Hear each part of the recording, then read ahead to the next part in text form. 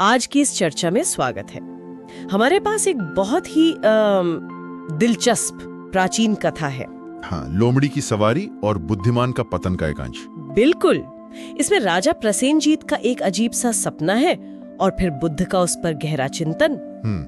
तो आज कोशिश रहेगी कि इस सपने के संकेतों को समझें और आज के समय में इसके मतलब पर थोड़ी बात करें। जरूर जरूर। तो कहानी ये है कि राजा ने सपने में देखा क्या? उन्होंने देखा कि एक चालाक लोमड़ी है। वो एक विशाल समझदार हाथी की पीठ पर शान से बैठी है। अच्छा।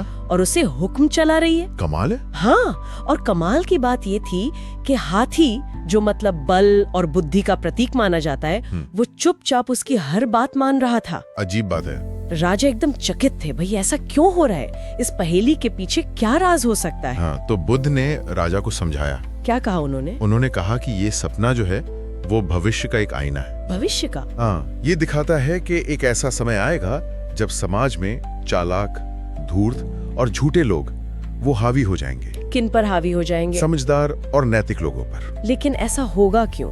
मतलब क्या बुद्धिमान लोग इतने कमजोर पड़ जाएंगे? बुद्ध के अनुसार ऐसा इसलिए होगा क्योंकि जो ज्ञानी हैं, नैतिक हैं, धर्म को मानने वाले लोग हैं, हाँ, वो या तो डर के कारण या शायद लोभ लालच में या किसी और मजबूरी के चलते चुप हो जाएंगे। चुप हो जाएंगे? हाँ, या तो चुप हो जाएंगे या फिर और भी बुरा, वो इन चालाक लोगों के अधीन उनके नीचे काम करने लगेंगे।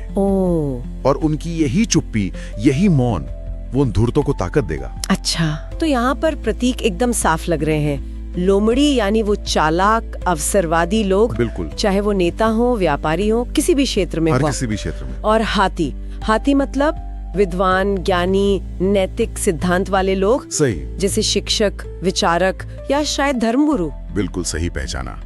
तो लोमड़ी का हाथी पर सवार होना, इसका मतलब है चालाकी का बुद्धि पर हावी हो जाना। ये नियंत्रण, ये शोषण का प्रतीक है।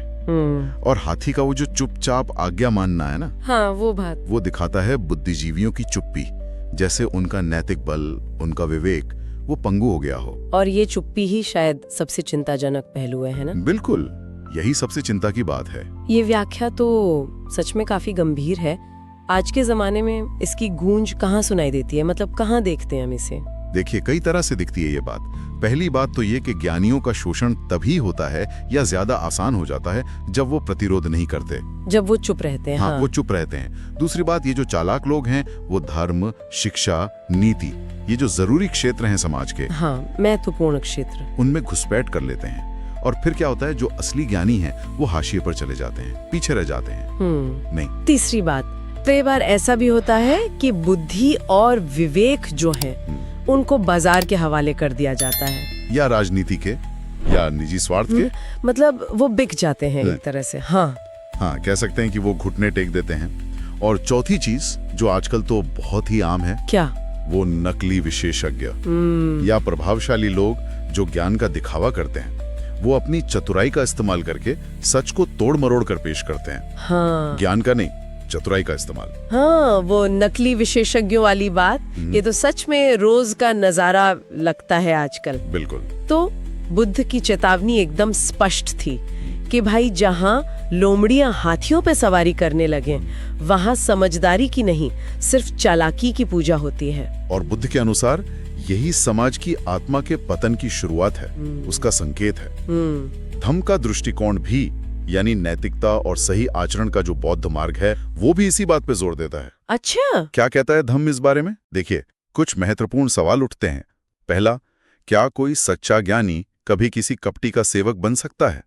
शायद नहीं, क्योंकि वो डर से नहीं, अपने विवेक से चलता है।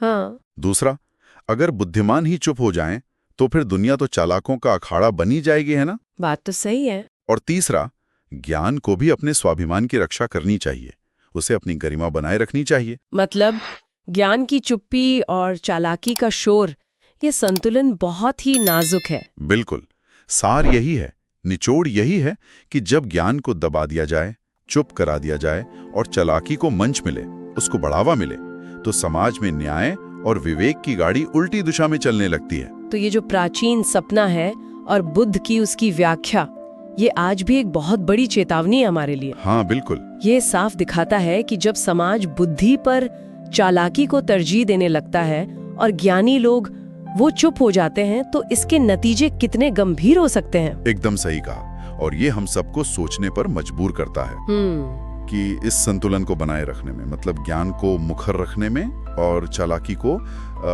नियंत्रित रखने में समाज के हर सदस्य की क्या भूमिका हो सकती है। हाँ, ये एक जरूरी सवाल है। इस पर जरूर विचार करना चाहिए।